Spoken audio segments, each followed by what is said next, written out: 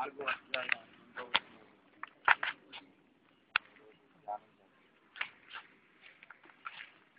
ప్రకటన గ్రంథం 4వ అధ్యాయం 2వ.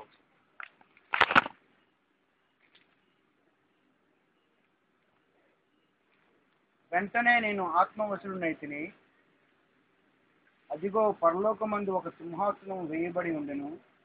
సింహాసనం నందు ఒకడు ఆసీనుడై ఉండెను. ఆసీనుడైన వాడు చాలు 3వ వచనంతో మనం ఆపేస్తాం. దేవుని పరిశుద్ధ నామమును బట్టి మీ అందరికీ కూడా ఒకసారి వందనాలు తెలియపరుస్తున్నాను. శుభములు. ఇక్కడ మీ మధ్య వాక్య పరిచయం చేయడానికి దేవుడితో పాటు మీరు కూడా ఎన్నుకునేందుకు కూడా మీకు వందనాలు. ఈరోజు వాక్యంలో నుంచి ఒక సత్యాన్ని మనం నేర్చుకుందాం. గడిచిన దినములలో దేవుడు ప్రకటన గ్రంథమును ఎలా ధ్యానించాలి, దేవుని గ్రంథం యొక్క విశిష్టత గురించి మనం కొన్ని నేర్చుకున్నాం. అలాగే యోహాను భక్తుని గురించి దేవుడు యోహానికి ఎందుకు ఈ గ్రంథాన్ని బయలుపరిచాడన్న విషయాలు నేర్చుకున్నాం. అలాగే ప్రకటన గ్రంథంలో మొదటి అధ్యాయం 7వ వచనం ఎందుకు రాయబడింది, వర్తమాన భూత భవిష్యత్తు కాలంలో ఉండే సర్వాధికారి అని దేవుడు అనే సంగతులు ధ్యానం చేస్తాం. 7 సంఘాల గురించి క్లుప్తంగా ధ్యానం చేస్తాం. బోర గురించి చెప్పుకున్నాం. బోర వంటి స్వరం అని చెప్పుకున్నాం. అలాగే వెంటనే ఆత్మవశుడనైతినని గడిచిన వారం మనం చెప్పుకున్నాం. ఆత్మవశం అవటం వలన లాభాలేంటో మనం నేర్చుకున్నాం. అది విశ్వాసకి ఆఖరి పరిశుద్ధాత్మ అనుభవాన్ని కూడా మీకు నేర్పించాను. హల్లెలూయా. దేవుని పరిచర్యలో పాల్గొనటానికి, రక్షించబడ్డావి కాదు, పాల్గొనటానికి మొట్టమొదటి అనుభవం ఏంటంటే అభిషేకం మీదకి రావడం. అది అపోస్తల కార్యాల్లో ఆఖరి అనుభవం ఏదంటే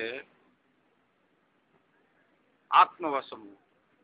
అయితే పరిశుద్ధాత్ముడు మన లోనికి మొదట వస్తాడు. అది మొట్టమొదటి కార్యము, ఆత్మ కార్యము, రక్షణ కార్యం అని మనం గడిచిన వారంలో నేర్చుకున్నాం. దేవునికి స్తోత్రం కలుగుతుంది. హల్లెలూయా. ఆత్మవశం అవటం వలన ఎన్ని లాభాలో మనం చెప్పుకున్నాం. ఎక్కడికి వెళ్ళిపోతాం?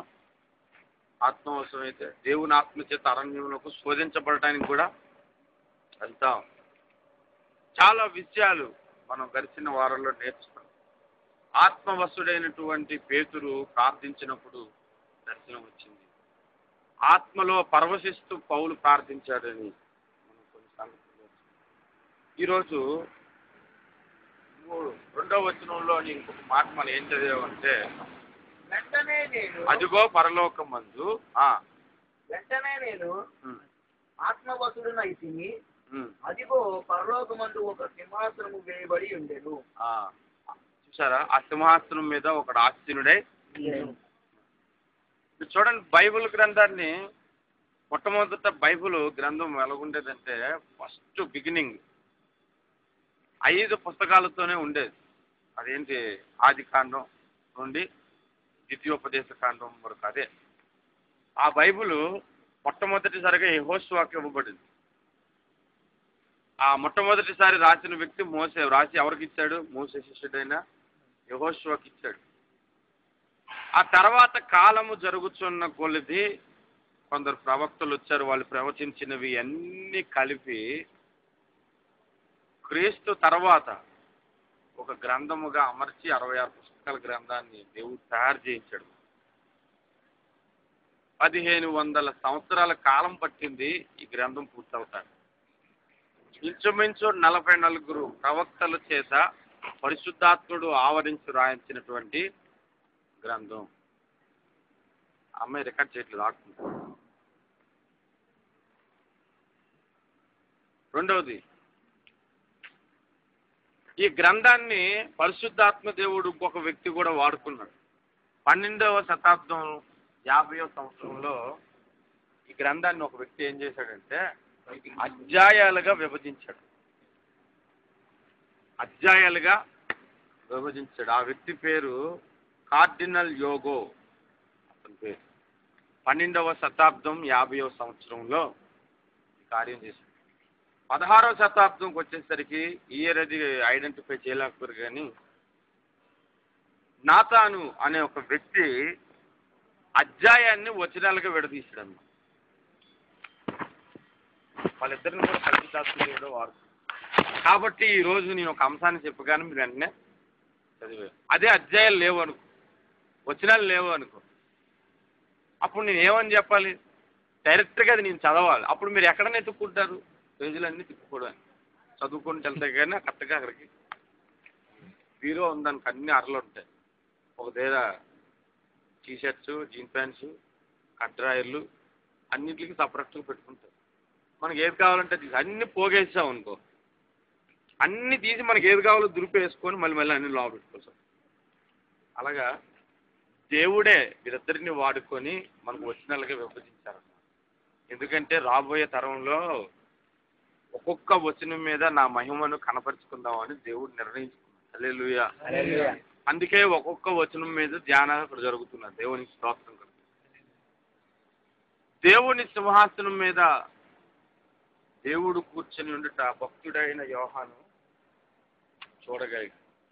అందుకే ఆత్మవశంలో గొప్ప అనుభవం. ఎందుకంటే మోసే అడిగాడు, నీ మహిమను నాకు, కానీ ఆ భాగ్యం ఆయనకి దొరకలేదు. కానీ యోహానుకు అడగలేదు, ఇక్కడికి ఎక్కిరా అన్నాడు, చూపించాడండి. దేవునికి స్తోత్రం. అందుకే ఎంత అనుభవం అది మనం గడిచిన వారంలో నేర్చుకున్నాం. అయితే ఈరోజు దేవుని యొక్క సింహాసనం గురించి నేర్చుకున్నాం. మీరు 4వ అధ్యాయాన్ని పరిశీలనగా చూస్తే 2వ వచనం నుండి ఆఖరి వచనం వరకు దేవుని సింహాసనం గురించే రాయబడి ఉంటుంది. ఈ సింహాసనం గురించి 4-5 వారాలు మనం మాట్లాడుకుంటాం.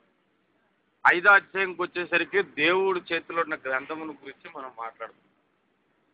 ఆ తర్వాత కొద్ది స్పీడ్కి వెళ్ళిపోతాం అప్పుడు దాకే. ఎందుకంటే దేవుని సింహాసనం గురించి తెలుసుకోవాల్సిన బాధ్యత మనకుంది. ఎందుకు తెలుసుకోవాలి? అంత అవసరం అంటే ప్రసంగం పూర్తిగా అంటుంటే మీకే తెలుస్తుంది ఎందుకు తెలుసుకోవాలి. కాబట్టి ఈ సింహాసనము అనేది అత్యున్నతమైన సింహాసనము. అంటే అన్నిటికంటే పై స్థానంలో ఉన్నటువంటి సింహాసనం. ఆ సింహాసనం యందు ఆసీనుడైన వాడిని మనము ఆరాధించాం. మనం ఎంత పరిశుద్ధులుగా ఉంటే దేవుడిని ఆరాధించాలంటే, ఉదాహరణకు ఒక సీఎం దగ్గరికి వెళ్ళినప్పుడు స్నానం అది చేయకుంటే చెమట కంపుతో అడ్డదిడ్డంగా వెళ్ళిపోతామా? వెళ్ళం. ఎందుకంటే శుభ్రంగా నీట్గా రెడీ అయిపోయి సెంటు కొట్టుకుని వాసన రాకుండా 10 సార్లు చూసుకుంటే ఆ బట్టలు నలిగిపోయా లేదా అని చూసుకొని వెళ్తారు. ఆయనకి ఒక బొక్కే అవ్వాలనుకో, ఎంత నీట్గా ఉంటారు. మరి దేవునికి స్తుతులు ఇవ్వడానికి వచ్చిన మనం, మీరు ఒక డ్యూటీ నుండి డైరెక్టర్కి వచ్చేస్తే మిమ్మల్ని అంటలేదు, కానీ హృదయం మాత్రం పరిశుద్ధంగా ఉండాలి. మంచి స్తుతులను దేవుడికి అర్పించాలి. ఒకసారి ఓఫీర్ గారు ఒక మాట చెప్పారు అన్నమాట, ప్రభు బల్ల ఆరాధన గురించి చెప్తూ, దేవుడిని ఆరాధించక ముందే ప్రభు బల్ల ఆరాధన జరగాలి, ప్రభు బల్ల కార్యక్రమం జరగాలి అని చెప్పారు. ఎందుకు అని అడిగితే ఒక సంగతి నాకు చెప్పారు. ఇప్పుడు నువ్వు ఎవరికైనా లడ్డు ఇచ్చావు అనుకో, నీ చేతికి కుష్ఠరోగం ఉందనుకో, ఆ కుష్ఠరోగంతో లడ్డు తీసుకెళ్ళి ఇచ్చాను. లడ్డు మంచిదే, కానీ ఇచ్చిన చెయ్యి మంచిగా ఎవరైనా ఇష్టపడతారు తీసుకోవడానికి. చేతుల నిండా ఆయిల్ ఉంది, ఒక లడ్డు తీసుకొని తినరా అన్నావు అనుకో, కొంతమందికి మొహమాటం కూడా తీసుకున్నా పక్కన పడేద్దరు. కానీ దేవుడు కూడా అలాంటి పనే చేస్తాడు. నాకు ఇచ్చేటప్పుడు కాస్త శుభ్రం అయ్యి నాకు ఇవ్వాలి. అంత ఉన్నతమైన సింహాసనం మీద కూర్చున్న వాడిని ఆరాధిస్తున్నాం. అందుకే వాళ్ళు ఏమంటున్నారంటే, కేరూబులు కానీ సేరూబులు కానీ దూతలు కానీ 24 పెద్దలు కానీ పరిశుద్ధుడు పరిశుద్ధుడు పరిశుద్ధుడు అని మానక రాత్రి పగలు చెప్తూ ఉన్నారు. హల్లెలూయా. ఒక రోజు ఆరాధనకి వెళ్తే ఒక అతను నాకు ఏం చెప్పాడంటే, శుక్రవారం పూట స్పెషల్ మీటింగ్ పెట్టుకున్నాము. ఈ సమయం దేవుడిని ఆరాధించాక దేవుని సేవకులు వాక్యం చెప్తారని ఆరాధన చేస్తున్నానని చెప్పి ఆ పాస్టర్ గారు ఆరాధనలో పాల్గొనలేదు. ఎందుకు పాల్గొనలేదు అనుకున్నాడు. కొద్దిగా ఆలోచనలు ఉండిపోయి కొంతమంది పాల్గొరు కదా అలా అనుకున్నాను. తర్వాత లేచి వచ్చి ఆదివారం ఆరాధన దినం ఎప్పుడు పడితే ప్రారంభం చేయకూడదని చెప్పారు. బాగా సంగతి అనిపించింది. ఇక్కడేమో బైబిల్లో చూస్తే మానక రాత్రి పగళ్ళు దేవుడిని ఆరాధిస్తూ ఆరాధనకి ఈ సమయం ఆ సమయం లేదు. అన్ని సమయంలో ఆయన ఆరాధించదగినటువంటి దేవుడు. హల్లెలూయా. ఆ దేవుడిని మనం ఆరాధించాం. అయితే ఈ సింహాసనము ఎంత గొప్ప సింహాసనము అంటే ఈ లోకంలో మనం ఏదైనా ఒక పనిని తలపెట్టుకున్నప్పుడు కాస్త పెద్దవాళ్ళ దగ్గరికి వెళ్తాం. వాళ్ళ దగ్గర నుంచి అయితే ఈ పని తొందరగా ఒక ఎమ్మెల్యే రికమెండేషన్ తీసుకుంటే తొందరగా అవుతుందని అనుకుంటుంది. లేదంటే ఒక ఎంపీ రికమెండేషన్ తీసుకుంటే కొంచెం తొందరగా అవుతుంది. సీఎం రికమెండ్ తీసుకుంటే ఒక రోజులో పని అయిపోయే కార్యక్రమాలు కూడా జరుగుతాయి. మరి అన్ని రాజ్యాలని పరిపాలిస్తున్నటువంటి పరలోక రాజ్యములో సింహాసనం మీద ఆసీనుడు అయిన వాడి పర్మిషన్ తీసుకుంటే ఏం జరుగుతుందో తెలుసా? వెంటనే జరుగుతుంది కదా. అసలు జరిగిపోయిన కూడా కాలాన్ని వెనక్కి తీసుకొచ్చి మరలా జరిగింది. దేవునికి స్తోత్రం కలిగింది. ఆయన ఎటువంటి దేవుడు అంటే లేని వాటిని ఉన్నట్లుగా పిలవగలడు, ఉన్న వాటిని లేనట్లుగా చేయగలడు. ఇప్పుడు ఉన్న ఈ భూమి ఈ కార్యక్రమం అంతా లేనట్టుగా చూశాడు అనుకో, మళ్ళీ వెనక్కి వెళ్ళిపోతుంది. 6,000 సంవత్సరాలు వెనక్కి వెళ్ళిపోయి మరలా ప్రారంభం అవుతుంది. ఆయన చేయగలరు. ఆయనకు అసాధ్యమైంది ఏమీ లేదు. దేవునికి స్తోత్రం కలుగును. ఆ సింహాసనం మందు ఆసీనుడైన వాని గురించి ఈరోజు ఎందుకు ధ్యానం చేయాలంటే అంత్య దినాలలో అనేక రాజ్యాలు బలపరచబడి 10 రాజ్యాలుగా మారి ఈ ప్రపంచాన్ని పరిపాలించబోతున్నాయి. ఈ మాట మీరు వినండి. మనం ఇంకా వివరంగా ప్రకటన గ్రంథంలో కొన్ని విషయాలు మనం నేర్చుకుంటాం. క్లుప్తంగా ఈ మాట మాత్రం మీరు అర్థం చేసుకోండి. ఇప్పుడున్నటువంటి రూల్స్ రెగ్యులేషన్స్ అన్నీ మారిపోతాయి. మనకు విరోధముగా ఒక రాజ్యము నిలబడుతుంది అంత్యదినము. అప్పుడు మన ఇక్కడ కూర్చొని ఆరాధన ఇప్పుడు చేసుకుంటే పోలీసులు చూసి చూడనట్టు వెళ్ళిపోతున్నాడు. అప్పుడు చూసి చూడనట్టు వెళ్ళిపోడు కదా, ప్రత్యేకించి వస్తాడనమాట ఇక్కడికి. అసలు కూటమే జరగకుండా ఆపటానికి. అప్పుడు మనం ఎంత ప్రార్థన చేసినా కొన్నిసార్లు జరగదు. ఎందుకంటే అసలు అధికారం వాడికి ఇవ్వబడుతుందని బైబిల్లో రాయబడింది. ప్రార్థనా కూటాలు సరిగ్గా జరగను. చర్చలు కూలగొట్టేస్తారు. రహస్యంగా ఆరాధన చేసుకోవడమే, హృదయాల్లో ప్రార్థనలు చేసుకోవడమే, ఇళ్లల్లో ప్రార్థన చేసుకోవడమే. నువ్వు ప్రభువుని నమ్ముకున్నవాడు అని సంగతి తెలిస్తే నీ ఇంటికి బియ్యం కూడా కొనుక్కోవడానికి అవకాశం ఉండదు. అసలు ఏ కొట్టుడు కూడా బాబు నీకు ఇక్కడ అమ్మరు ఇక్కడ నువ్వు వెళ్ళిపో అని చెప్తారు. అలాంటి స్థితి అంత్యదినముల్లో కనబడుతుంది. అప్పుడు మనం ఎవరి మీద ఆధారపడాలి ఆలోచించండి.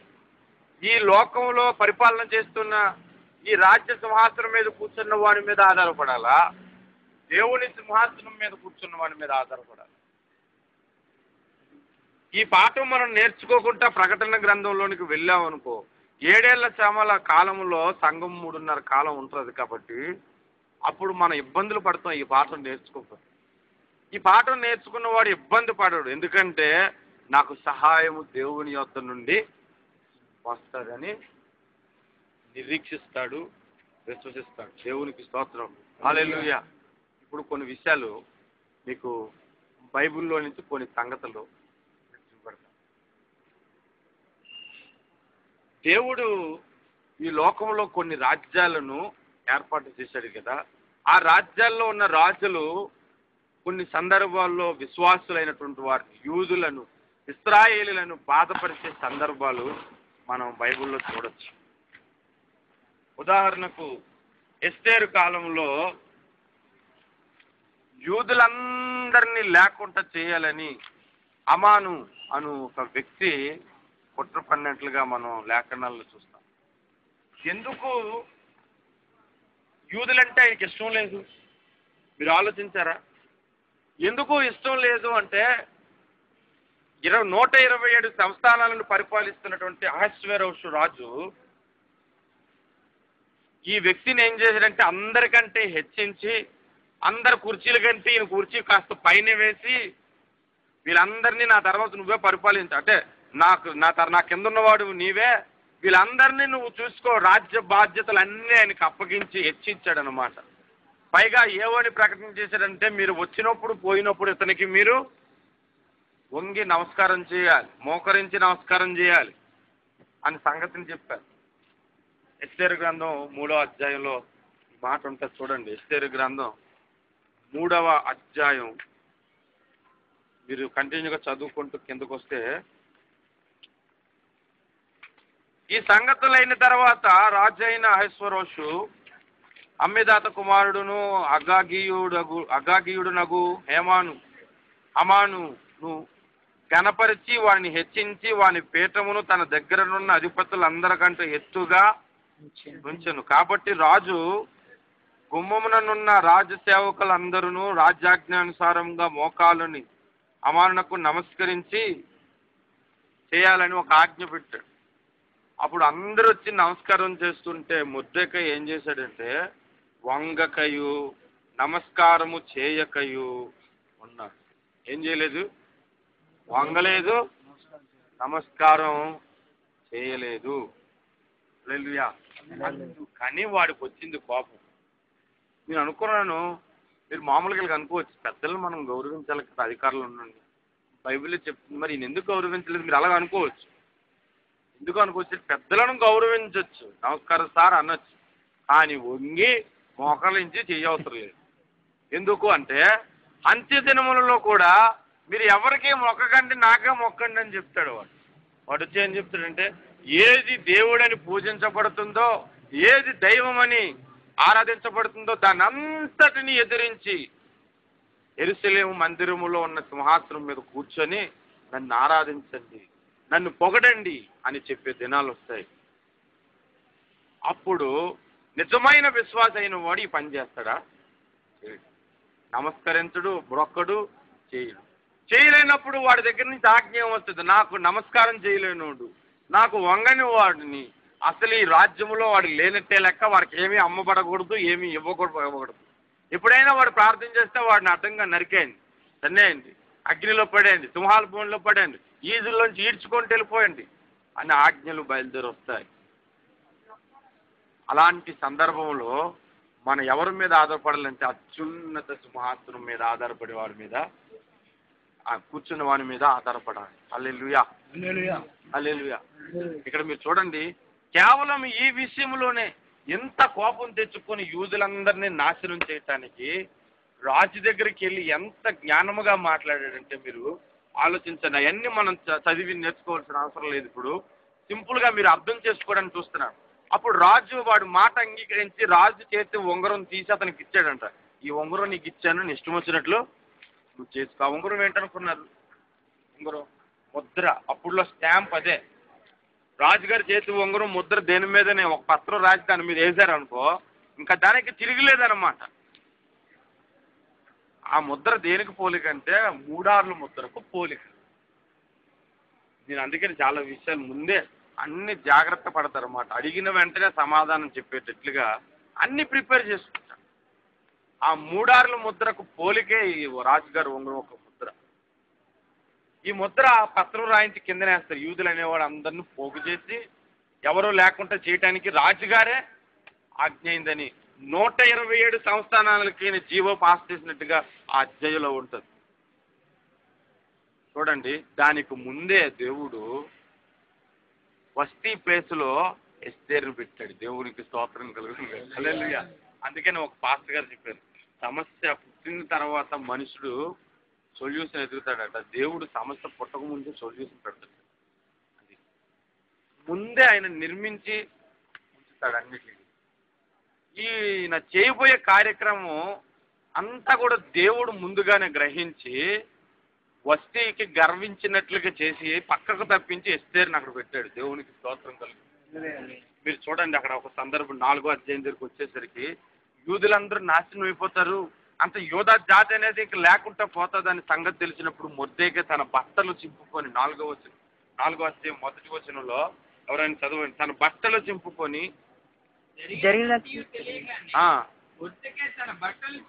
తన బట్టలు చింపుకొని గోనె పట్టలు వేసుకొని పట్టణం మధ్యకు బయలు వెళ్ళి మహాశోకముతో రోదనం చేసి ఇక లాభం లేదు, ఈ విషయం ఎలాగైనా ఎస్తేర్ రాణికి తెలియపరచాలని చెప్పి రాణి దగ్గరికి వచ్చాడన్నమాట. వచ్చినప్పుడు రాణి దగ్గరికి కబురు పంపించారు, నీ గురించి ముర్దేకే వచ్చాడు. మీ అంతా సింపుల్గా చెప్తాను, అన్ని మీ తర్వాత చదువుతారు.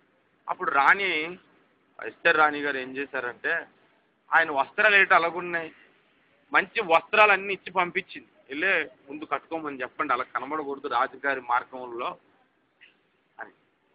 నేను ఆయన తీసుకోకుండా తిరిగి పంపించేసి ఏమన్నాడంటే, యూదులకు జరుగుతున్న ఈ ఆటంకాలన్నీ అతను వివరించి ఎస్తేర్ రాణికి చెప్పమని చెప్పాడు. ఎస్తేర్ రాణికి ఆ విషయం చెప్పిన తర్వాత రాణి వెంటనే దాన్ని ఏమైనా యాక్షన్ తీసుకోవాలి, నా జాతికి ఇంత ఘోరం జరగబోతుంది, ఈ విషయం వెంటనే నేను రాజుగారితో మాట్లాడతానని అనట్లేదు. రాజుగారి ఆజ్ఞ లేనిదే రాజుగారి దగ్గరికి వెళ్ళలేదు. నేటికి ఒక నెల అయిందా, నెల దినాలు గడిచే నేను ఇప్పుడు వచ్చి ఆయన దగ్గరికి వెళ్ళలేదు. రాజుగారు ఆజ్ఞ ఇస్తేనే రాజుగారి దగ్గరికి వెళ్ళి మాట్లాడాలి. ఒకవేళ రాజుగారు ఆజ్ఞ ఇవ్వలేదు అనుకో, ఇవ్వకుంటే ఎవరైనా వెళ్తే కనుక అతడు మరణశిక్ష విధించవలనైన ఆజ్ఞ అక్కడ ఉంది. ఆయన పర్మిషన్ లేకుంటే ఎవరు కూడా ఆయన అంతఃపురంలోకి రాగడు. ఆయన పర్మిషన్ లేకుంటే ఆయన ఉన్న చోటుకి ఎవరు కూడా వెళ్ళకూడదు. ఒకవేళ ఎవరైనా వెళ్తే వారికి మరణశిక్ష విధించాలని ఉందంట. ఈవెన్ రాణి కూడా అక్కడికి వెళ్ళడానికి లేదు, భార్య అయినప్పటికీ. అప్పుడు అందుకే ఆ మాట అక్కడ చూడండి, 4వ అధ్యాయంలో, నేటికి 30 దినముల నుండి రాజు వద్దకు ప్రవేశించినట్టు నేను పిలవబడలేదు, నేనేం చేయగలను అని ముర్దెకైజర్కి ఆ కబురు రాగానే మళ్ళా ముర్దెకై ఒక కబురు పంపించాడు. ఆ మాట నాకు చాలా ఇష్టం తెలుసు. అసలు ఎంత బాగుంటుందంటే 14వ వచనంలో ముర్దెకై అంటాడు, 13వ వచనం 13వ వచనం చదువుతా, 13 ముర్దెకై ఎస్తేరుతో ఇట్లు ప్రత్యుత్తరమిచ్చి, రాజనగరులో ఉన్నంత మాత్రము చేత యూదులందరికంటే నీవు తప్పించుకొందువని నీ మనసులో తలంచుకొనవద్దు. నీ మనసులో తలంచుకోవద్దు. యూదులందరికీ శిక్ష జరుగుతుంటే నీవు యూదురాలు అయి ఉండి నువ్వు తప్పించుకుంటావని నీ మనసులో తలంచుకోవద్దు. నీవు ఈ సమయమందు ఏమీ మాట్లాడక మౌనముగా నున్న ఎడల యూదులకు సహాయము విడుదలయు మరి యొక్క దిక్కు నుండి వచ్చును. నువ్వు చేయకపోతే ఆగిపోద్ది అనుకుంటున్నావా? మరి ఒక దిక్కు నుండి వస్తుంది. మీరు అక్కడ ఒక మాట చూడండి, ఒక సేవకుడు నాకు విషయం చెప్పాడు. మనకి దేవుడు ఇచ్చిన స్థితిని బట్టి దేవుడు కొరకు వాడకపోతే ఆ స్థితి నుంచి దేవుడు తప్పించి ఇంకొకరిని పెట్టుకుంటాడు. దేవుడు నీకు ఒకవేళ ఫోర్మెన్గా ఇచ్చాడు అనుకో, నువ్వు ఒక ఫోర్మెన్, నీ దగ్గర ప్రభువుని నమ్ముకున్న వారు అన్నారు, అన్న ఈరోజు నా పర్మిషన్ అన్న ప్రేయర్కి వెళ్ళాలంటే నేను ఒప్పుకోను, ఎక్కడే ఉండు అని అన్నాను. దేవుడు ఏం చేస్తాడు, నిన్ను తీసి పడేస్తాడు. నువ్వు కాకపోతే ఇంకొకరిని పెట్టుకుంటాడు. అసలు అందుకే నువ్వు అక్కడ ఉన్నావు, దేవుని ప్రజలకు సహాయం చేయటానికి. దేవుడు మనకిచ్చిన పలుకుబడిని, దేవుడు మనకిచ్చిన ఉద్యోగాన్ని దేవుడి కొరకు తిరిగి వాడాలి. దేవుడు మనకిచ్చిన ధనాన్ని దేవుని కొరకు వాడాలి. దేవుడు మనకిచ్చిన జ్ఞానాన్ని దేవుని కొరకు వాడాలి. దేవుడు ఎస్తేరానికి మంచి స్థితిని దేవుడు కలుగజేశాడు. ఒకప్పుడు ఎలాగుండేది, ఆ మధ్యన వచ్చిన రవిరాయలు గారు ఒక మాట చెప్పారు, ఎస్తేరాకి ఎక్కడ రోడ్ల మీద సినిమా అయితే బొట్టుబొట్టుకుని వెళ్ళిపోయే స్థితిలో ఉండేది. పట్లేసుకోవడం రాదు, ఒట్టి నిండా బాగా నగలు జరిగి తెలియదు, అసలు ఏ స్థితిలో ఆమెకు తెలియదు. కానీ అన్ని ట్రైనింగ్ ఇచ్చి హేగే నేర్పించి రాణిని చేశాడు. ఆ పరిశుద్ధాత్మ దేవుడు మనకు అనేక విషయాల్లో మనకి అనేక పాఠాలు నేర్పిస్తున్నాడు కదా. అందుకని ఇక్కడ చూడండి, ముర్దెకై అంటే నీవు ఈ సమయమందు ఏమీ మాట్లాడక మౌనముగా ఉన్నాయి అసలు యూదులకు సహాయమును విడుదలయు మరి యొక్క దిక్కు నుండి వచ్చును గాని నీవును నీ తండ్రి ఇంటి వారును నశించదు.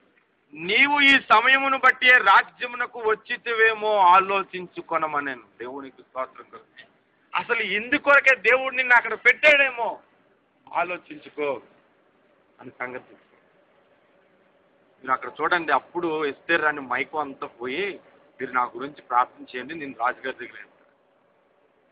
రాజుగారు పిలవక ముందే రాజుగారి దగ్గరికి వెళ్తే దేవుడు అద్భుతంగా ఏం చేశాడంటే రాజాజ్ఞ మారిపోయింది. రాజుగారు హృదయాన్ని మార్చాడు. నీకేం కావాలో చెప్పు, చేసేస్తానని అంటున్నాను. హల్లెలూయా, హల్లెలూయా. అందుకే యేసయ్య గారు పాట రాశారు కదా, నీ ప్రజల నెమ్మదికై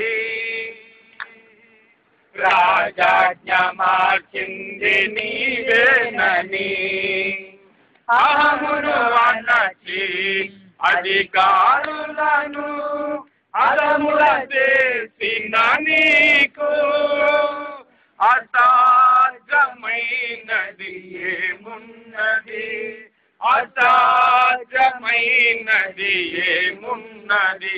యూదా స్తుతి గోత్రపు సింహమా యేసయ్యా నా ఆత్మీయ ప్రగతిని స్వాధీనమా. దేవుడు ప్రజల కొరకు దేవుడు తన రాజ్యాంగాల్నే మార్చేస్తాడు. అసలు ఈ లోకరాజ్యాలకి దేవుడి దగ్గర నుంచి ఆజ్ఞ బయలుదేరితేనే కదా ఏదైనా చేయాలి. మీరు ఆలోచించండి. మరి అంత్య దినములలో కూడా వాడు క్రైస్తవుల్ని ఇబ్బంది పెట్టడానికి, ప్రభువుని నమ్ముకున్న వాళ్ళు ఇబ్బంది పెట్టడానికి దేవుడే వాడికి అధికారం ఇచ్చి పంపిస్తున్నాడని ప్రకటన గ్రంథం 13వ అధ్యాయంలో రాయబడి ఉంది. దేవుడు వాడికి అధికారం ఇచ్చాడంట దేవుడు. కాబట్టి వాడిని హింసిస్తాడు, శిక్షిస్తాడు, బాధపరుస్తాడు. అయినప్పటికీ నీవు తప్పించుకోవాలి, విడుదల కలిగి ఉండాలి అనే ఆశ కలిగి ఉంటే అతనికంటే పై స్థానంలో ఉన్న దేవుణ్ణి ఆరాధించి దేవుణ్ణి గణపరచాలి. అందుకే ఆ సింహాసనం గురించి ఆ మాట రాయించాడు. హల్లెలూయా, హల్లెలూయా, దేవునికి స్తోత్రం కలుగుతుంది. ఇలాంటి సందర్భాలు బైబిల్లో ఉన్నాయి. నువ్వు నేను నిలబెట్టిన ఈ ప్రతిమకు తప్ప ఎవడును ఒక నెల రోజుల పాటు దేనికి నమస్కరించకూడదు, ప్రార్థించకూడదు అని ఆజ్ఞ నెబుకద్నెజరు దగ్గర నుంచి బయలుదేరిన తర్వాత కూడా దానియేలు తలుపులు తెరిచి ప్రార్థన చేశాడు. ఆయన తీసుకొచ్చాడు, సింహాల బోన్లో వేశాడు. రాజుగారికే బాధ కలిగింది, కానీ ఆయన చేసిన సంతకం ఆయనే మార్చుకోలేని స్థితి, కానీ దేవుడు మార్చాడు. దేవునికి స్తోత్రం. అది అంత ఉన్నతమైన స్థానంలో ఆయన ఉన్నాడు. ఒకసారి యేసు ప్రభువుని సిలువ వేయడానికి అప్పగించేటప్పుడు పేతురు పిలాతో మాట్లాడుతూ, నేను ఏం మాట్లాడినా ఉత్తరం ఏమేంటి మాట్లాడవా నాతో, నిన్ను తప్పించటానికి సిలువకు అప్పగించటానికి నాకు అధికారం ఉంది తెలుసా అని అన్నా. మీరు ఆ మాట చదవండి. యోహాను సువార్త 19వ అధ్యాయం 11వ వచనంలో, యోహాను సువార్త 19వ అధ్యాయం 11వ వచనంలో యేసు పైనుండి నీకు ఇయ్యబడి ఉంటేనే తప్ప, పైనుండి నీకు ఇయ్యబడి ఉంటేనే తప్ప నా మీద నీకు ఏ అధికారం, నా మీద నీకు ఏ అధికారమును ఉండదు. హల్లెలూయా. ఎవరన్నారండి ఈ మాట? యేసు ప్రభు అన్నాడు. ఆయన కొట్టడానికి ఎవరిచ్చారట అధికారం? ఒక్కోసారి మనం శిక్షించబడినప్పుడు, ఇబ్బంది పడినప్పుడు ఎందుకు నన్ను తీసుకొచ్చావు అని దేవుడిని ప్రశ్నిస్తారేమో కానీ ఒక్కోసారి దేవుడే ఇస్తాడు అధికారం. యోబు మీద ఇచ్చినట్టు, యేసు మీద ఇచ్చినట్టు నీ మీద కూడా ఇస్తాడట. హల్లెలూయా, హల్లెలూయా, దేవునికి స్తోత్రం. కాబట్టి అంత్య దినముల్లో జరగబోయే సంభవాలను మనం గ్రహించి ఆ దేవుని సింహాసనానికి ఆనుకొని ఉన్నాం. రెండొక విషయం చెప్తాను. ఆ అత్యున్నత సింహాసనం మీదే సైతాను కూర్చోవాలనుకున్నాడు. లూసిఫర్ అను తేజోవాసి ఆ సింహాసనం మీద కూర్చోవాలనుకున్నాడు. ఆ సింహాసనముతో సమానముగా ఆయన సింహాసనం ఉండాలనుకున్నాడు. ఆ సింహాసనం మీద కూర్చున్న మహోన్నతునితో సమానముగా ఉండాలని ఆశ కలిగింది. అంత అనుభవంలో నేను వచ్చాను. నేను దేవుడికి ఎంత మాత్రం తగ్గను, నేను దేవుడితో తగినంతటి వాడనని వాడు నిర్ణయించుకున్నాడు. అందుకని వాడిని పాతాళంలో పడేశాడని యెషయా గ్రంథం 14వ అధ్యాయంలో మనం. హల్లెలూయా. ఇప్పుడు ఒక సంగతిని మీరు ఆలోచించండి. వాడు పాతాళంలోనికి పడిపోయే సమయానికి వాడికంటే ముందు కొందరు పాతాళంలో పడిపోయారు. వాడితో పాటు మరి కొంతమంది వెళ్ళిపోయారు దేవతలు వాడికి సపోర్ట్ చేశారు.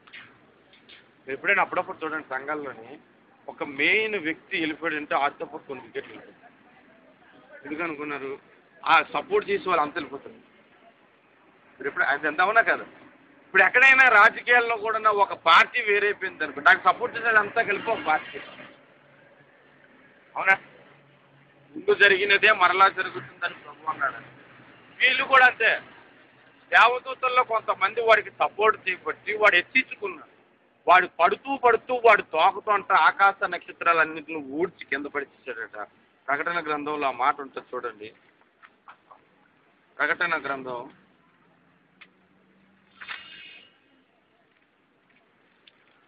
3వ 8వ అధ్యాయం 11వ వచనంలో ఇందువలన నక్షత్రమునకు అది కాదు 12వ అధ్యాయం 4వ వచనం.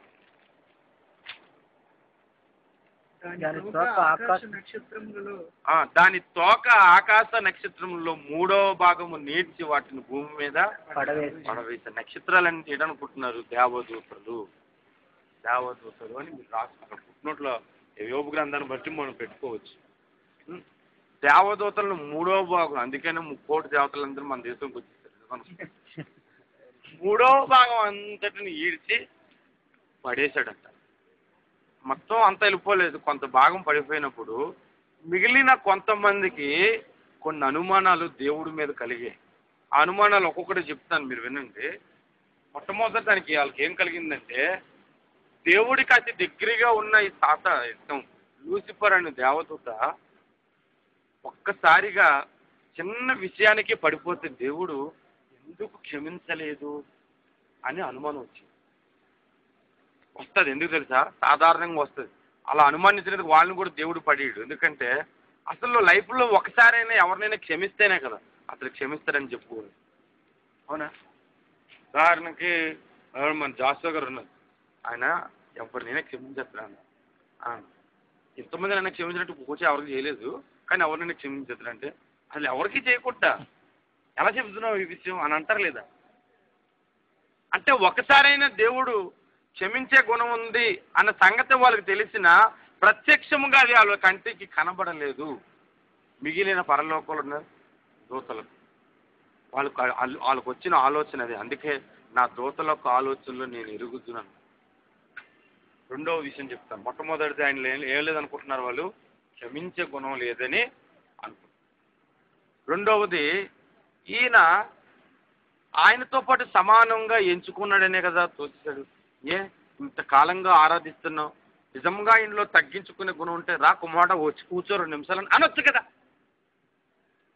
అంటే దేవుళ్ళు తగ్గించే గుణం కూడా లేదా? పరిశీలన జరిగిందండి. మొట్టమొదటి క్షమించే గుణం లేదా అనుకున్నాం.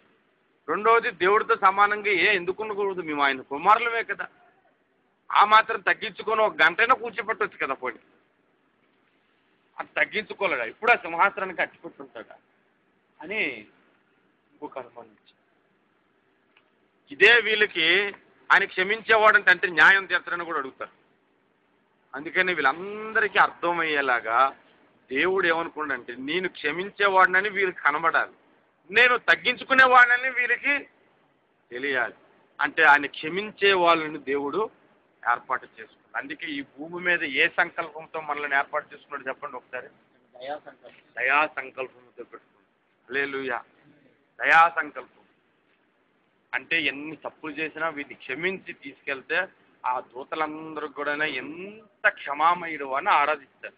అందుకే ఆయన ఈ లోకంలో జన్మించినప్పుడు దేవదూతలందరూ వచ్చి ఆరాధించారు. ఏమనంటే, ఇంత తగ్గించుకుంటావు అనుకోలేదయ్యా, నువ్వు తగ్గించుకుంటావంటే ఇంత తగ్గించుకుంటావు అనుకోలేదు, సింహాసనమును విడిచి వచ్చావా.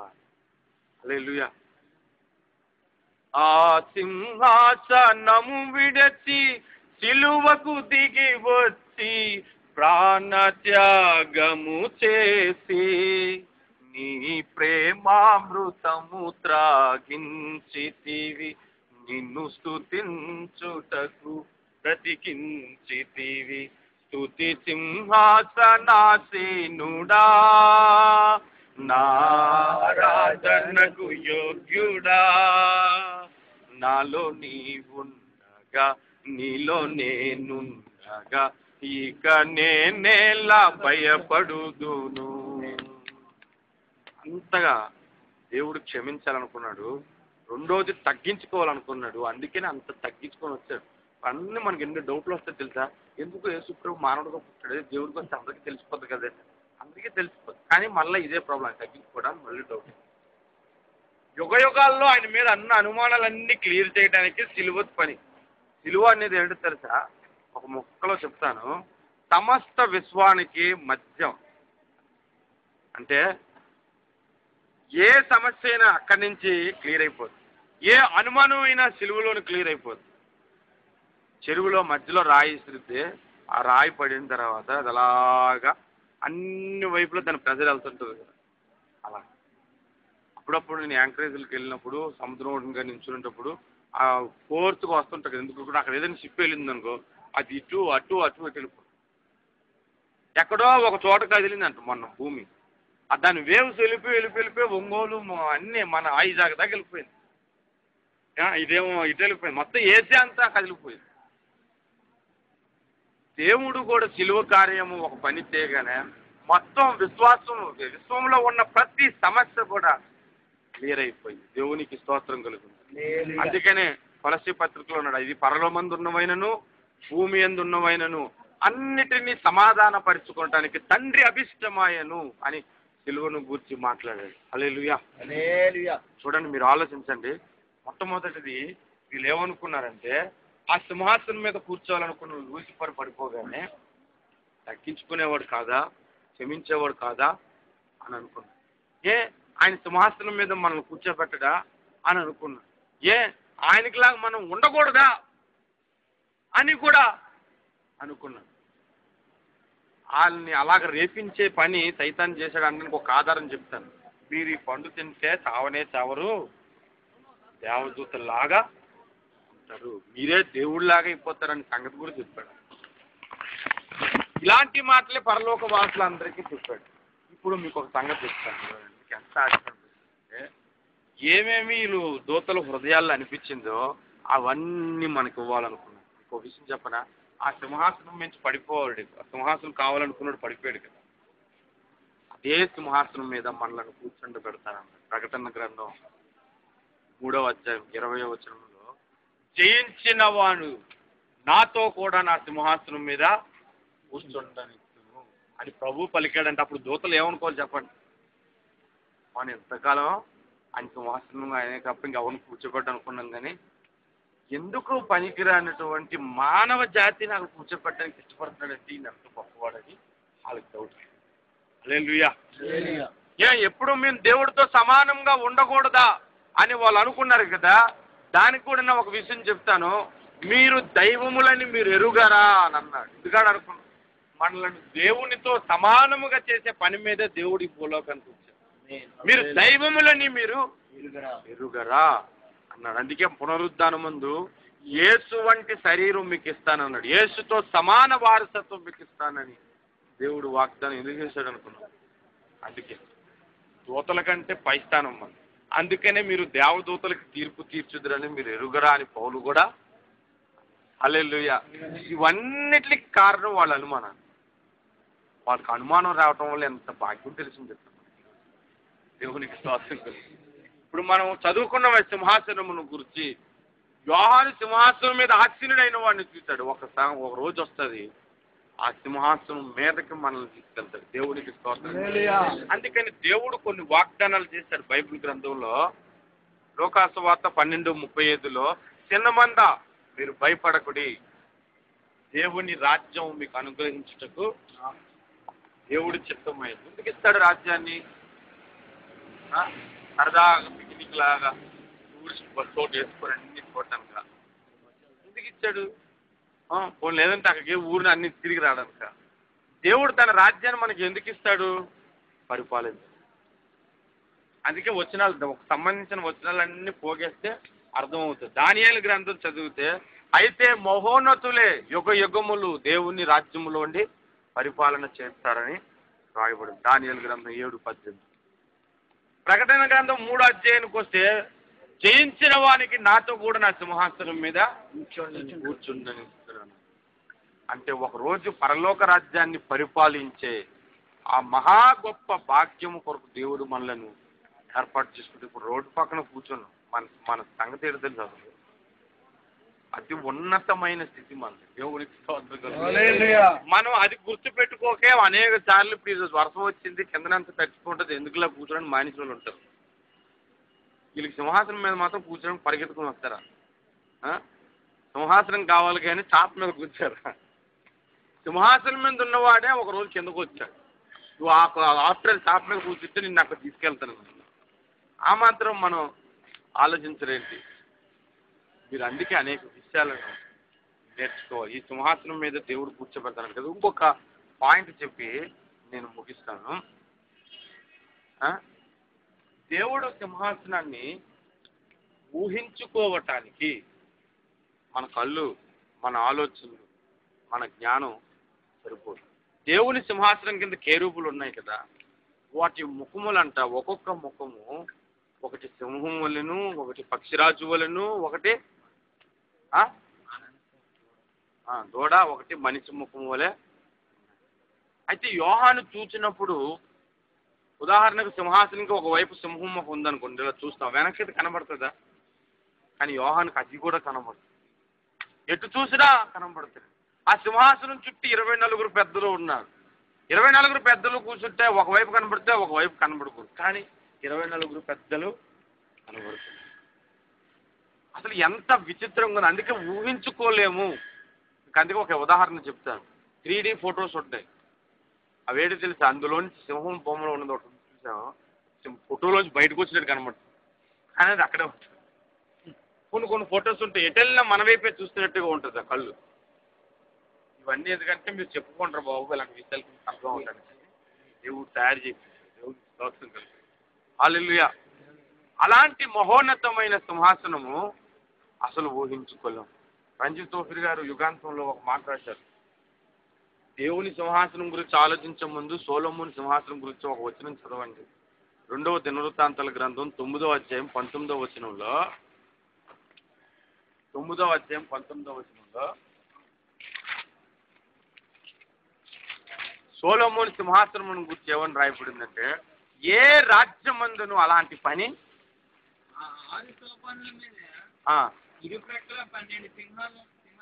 సింహములు ఉన్నాయి, ఏ రాజ్యమందును అటువంటి పని చేయబడలేదు. ఏ రాజ్యమందును అటువంటి పని చేయలేదంట. అంటే సొలొమోను ఒక సింహాసనాన్ని అన్ని రాజ్యాలతో చూసుకుంటే చాలా ఉన్నతముగా ఉంది. ఎందుకు చేయించాడంటే అన్ని ప్రపంచాలలో ఉన్న పరిపాలన అన్నింటికంటే ఉన్నతమైన సింహాసనం ఒకటి ఉందనడానికి ఒక సాదృశ్యమే ఆ సింహాసనం.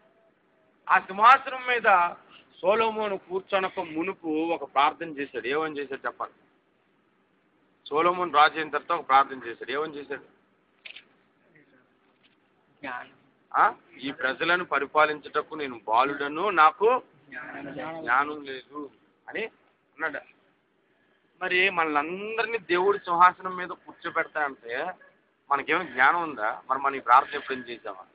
మీరు ఆలోచించండి. అందుకే సొలొమోను చేసిన ప్రార్థనకు దేవుడు ఆలకించి, నీవు అడగకపోయినను ధనం ఇస్తానని అన్నాడు. జ్ఞానము గురించి ఎవరు మొర్రపెడతారు? దేవుడికి సంతోషం. అడగకుండా వాగ్దానం చేసిన వాటిలో ఒకటి జ్ఞానమును గురించి. మీలో ఎవరికైనా జ్ఞానము కొదువుగా ఉన్న ఎడల వాడు దేవుని అడగవలెను. ఆయన అడిగిన వారికి అడిగినంత ఇస్తానని అనుకుంటా, ధారాళముగా ఇస్తానని లేఖనాల్లో రాయొచ్చు. మరి సొలొమోనే ఒక రాజ్య పరిపాలన కొరకు మోకాళ్ళుండి ప్రార్థిస్తే, ప్రభువా నీ జ్ఞానము నాకు ఇమ్మని, చిన్నమందా భయపడకడి రాజ్యం అనుగ్రహించుటకు తండ్రి చిత్తమైందంటే మనం బైబిల్ జ్ఞానాన్ని అడగము, అసలు ఏ జ్ఞానాన్ని అడగము దేవుని గురించి. మనమే అలాంటోళ్ళు. మనకి ఏంటంటే సింహాన్ని ఇస్తే కూర్చునిపోలే, అసలు ఎంత మెత్తగా ఉంటుందో చూసేద్దాం ముందు. అదే ఆలోచన. కూర్చోటానికి ముందు ఏమనంటే జయించాలి. జయించిన నీవు నా పక్షమై ఉండగా, జయమిచ్చు నీవు నన్ను నడుపుతుండగా, జయించిన నీవు నా పక్షమై ఉండగా, జయించిన నీవు నన్ను నడుపుతుండగా, జయమే నాశ అదియే నీకాశ, నీకే నా స్తోత్రార్పణలు. నీకే నా ఏంటంటే అంత మధురంగా ఉంటుంది తెలుసా? పాటల అర్థం తెలీదు. జయించిన నీవు నా పక్షంగా ఉన్నావు, జయమిచ్చి నీవు నన్ను నడిపిస్తున్నావు. జయమే నీ ఆశ. నేను జయించటం అంటే దేవుడికి ఆశ. అసలు మనకు లేదు, దేవుడికి ఉందా ఆశ నువ్వు జయించాలని. మనకు లేదు జయించాలని ఆశ. ఎప్పుడు ఓడిపోవడానికి రెడీగా ఉంటాం. చిన్న సమస్య రాగానే ఇమీడియట్లీ ఇప్పుడు నేను ఓడిపోయాను అన్నట్టుగా ఓడిపోతాం. అరే జయించాలని దేవుడు నన్ను కోరుకుంటున్నాడన్న ఆలోచనే మనకు లేదు. అలాంటి స్థితి మనం. జయించిన వానికి దేవుడి సింహాసనం మీద కూర్చోబెడుతున్నాడు. ఎవరిని జయించాలి? ఆ సింహాసనం మీద కూర్చోవాలనుకున్న వాడిని జయించాలి. ఆ సింహాసనం మీద కూర్చోవాలనుకున్నాడే లూసిఫర్, వాడిని జయించాలి. వాడి బాధ కూడా అదే, నాకు ఎలాగో దక్కలేదు, వీళ్ళకెందుకు ప్రభు ఇచ్చేస్తావా అని వాడు బాధ. అందుకని వాడిని మనం జయించాలి. యేసన్ గారి పాటల ఆఖరి చరణంలో మోస్ట్లీ దేవుని సింహాసనం గురించే ఉంటుంది, మీకు తెలుసా? పాటలు కొత్త వచ్చేసి అసలు వాక్యం నేర్చుకోకుండా అంత స్టైల్ అయిపోయింది.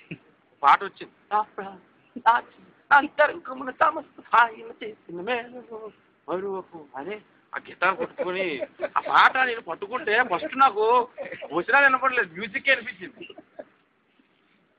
ఏ పాడుతున్నాడు అంటే కాస్త వివరంగా వింటే అది దావీదు 103వ కీర్తనని వెస్ట్రన్ స్టైల్లో పాడుతున్నాడు. ఇప్పుడు ఏంటంటే అలా పాడితే అందరూ వస్తున్నారు అన్నమాట, అలా పాడితే వస్తున్నారు. జయించిన నీవు లేదా పాడానుకో, నేను జయించాలంటే మరి కొద్ది కష్టమే.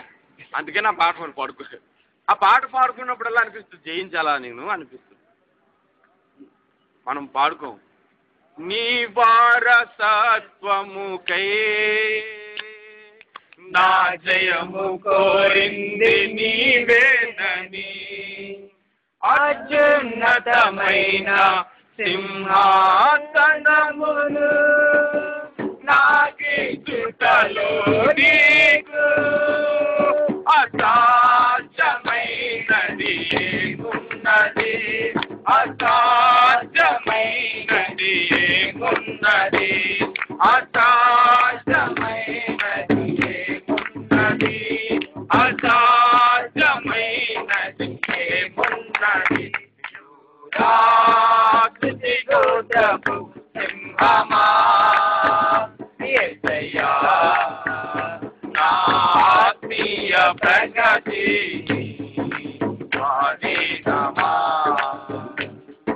దేవుడు తన సింహాసనం అవ్వాలని నిర్ణయించుకున్నాడు. మన సమస్యలంతా అన్నిటిని పరిపాలిస్తున్న ఆయన సింహాసనాన్ని మనకి ఇస్తానంటే దానికి ఎక్కువ అర్థం చెప్పండి. అన్నిట్ల మీద ఏముంది మనకి ఇప్పుడు? అధికారం ఉంది. తమ్ముడు పాటపడాడు, హల్లెలూయా. అన్నిట్ల మీద మనకి అధికారం ఉందని దేవుడు మనకి నేర్పించాడు. దేవుడికి అందుకే ఒక వాగ్దానం గురించి ఇప్పుడు మీరు భూమి మీద ఏ బంధిస్తే పరలోకమందు బంధి. అసలు ఇక్కడ నుంచి పరలోకం ఉన్న వాటిని ఆపరేట్ చేసే శక్తి, అక్కడి నుంచి భూమి మీద ఉన్న వాటిని ఆపరేట్ చేసే శక్తి దేవుడు మనకి ఇచ్చేసాడు. మనమేమో పక్కన పడేసాం. ఒకసారి రిమోట్ కనబడకపోతే మనం ఏం చేస్తాం, దగ్గరికి వెళ్ళి అన్ని నొక్కేస్తుంటుంటాం. ఆ తర్వాత పక్కనే ఉంటుంది రిమోట్, ఇక్కడే ఉందా, ఇక్కడి నుంచి వేసుకోకుండా నేను అంత దూరం వెళ్ళిపోయాను అసలు అని మనం అనుకుంటున్నాం. అలాగే దేవుడు మనకు గొప్ప అవకాశం ఇచ్చాడు. ఒక పాస్టర్ గారు ఒక సంగతి చెప్పారు, నాకు ఎంత ఇష్టం అంటది, నీకు నువ్వు ఎందుకు పనికిరావు, కానీ దేవుడు నిన్ను ఎంచుకున్నాడంటే అందరికంటే నువ్వే ఎక్కువ పనికొస్తావు. ఆలోచించాలి. నీకు నువ్వు ఎందుకు పనికిరావు, కానీ అందరికంటే నువ్వే ఎక్కువ పనికొస్తావు అంటే ఎందుకు దేవుడు నిన్ను ఎంచుకున్నాడు. నువ్వు సాధారణంగా కనబడుతున్నా కానీ, ఇంకొక మాట, సాధారణంగా కనబడుతున్నా కానీ, సామాన్యుడిగా కనబడుతున్నా కానీ నువ్వు అనేకమైన గొప్ప కార్యాలు చేయగలవు. ఎందుకంటే నువ్వు సింహాసనం మీద కూర్చున్న వాని మీద నమ్మిక ఉంది. ఆ సింహాసనాన్ని విడిచి నీ కొరకు వచ్చినటువంటి దేవుడు నీ కొరకు ఆయన ఏం చేయడు. పౌలు అన్నాడు రోమీయులకు రాసిన పత్రిక 8వ అధ్యాయంలో ఏమన్నాడు? రోమీయులకు రాసిన ఇంకా చదువు. ఆయనను తాను అర్పించుకున్న ఆయనను, తన కుమారుని వెనుతీయక మనకి ఇచ్చినటువంటి ఆయనతో పాటు సమస్తమును మనకెందుకు అనుగ్రహింపడు. ఎందుకు అనుగ్రహింపడు అంటే అన్నిటిని మనం కోరుకున్న వాడిని దేవుడు మనకి ఇచ్చేది. హల్లెలూయా. అది మనం ఆరాధన చేసినప్పుడు కానీ, దేవుడి సింహాసనాన్ని తలుచుకున్నప్పుడు కానీ ఈ వాక్యం నాకు వస్తుందా అని అనుకో. మీరు ఆలోచించండి, ఈ లోకం ముందు ఏ సీఎం అయినా వాడు సీఎం అయిన తర్వాత, లేదా ఎమ్మెల్యే అయిన తర్వాత, లేదంటే ప్రైమ్ మినిస్టర్ అయిన తర్వాత వాడి సింహాసనాన్ని కాపాడుకోవడానికి అన్ని రాజకీయాలు చేస్తాడు. మన దేవుడైతే తన సింహాసనం ఇవ్వటానికి రెడీగా ఉన్నాడు. మనం ఎలాంటి వ్యక్తిని నమ్ముకున్నాం ఆలోచించి. ఆ సింహాసనం నుంచి నేను ఎక్కడ పడిపోతానో, నన్ను ఎక్కడ తొలగిస్తారో అని రాజకీయాలు చేసే వాళ్ళు ఉంటున్నారు. ఆ సింహాసనాన్ని మనకి ఇవ్వాలనుకునే దేవుడు మనది. ఎంత గనుడైన దేవుడిని మనం ఆరాధిస్తాం. ఆరాధించినప్పుడు ఎక్కడి నుంచి నీ అరుచుకోవడమే, కొట్టండి చప్పట్లు, బాధని చప్పట్లు, అరవండి, దేవుడిని గణపరచండి అని చెప్పుకోవడమే. మనసు కానీ ఏముండదు, మధ్య మధ్యలో ఫోన్లు ఎస్ఎంఎస్లు అన్నీ. అసలు ఆరాధించే ఆ ఒక్క సమయంలో ఎంత శక్తిని పొందుకోవాలి, ఎంతగా మన దృష్టి అక్కడ ఉండాలి ఆలోచించి. అందరూ కూడా లేచి నిల్చుందాం. ఈరోజు సింహాసనం గురించి చెప్పిన విషయాలను మళ్ళా మీకు రిపీట్ చేస్తాను. అంత్య దినములలో ఈ లోకాలన్నిటినీ పరిపాలించే యాంటీ క్రైస్ట్ రాబోతున్నాడు. వాడు పరిపాలించినప్పుడు నీకు వచ్చే సమస్యలన్నిటికీ సహాయము దేవుడి దగ్గర నుంచే వస్తుంది. మొర్దెకై అన్నాడు కదా, నీవు కాకపోతే వేరొక దిక్కు నుండి సహాయం వస్తుంది.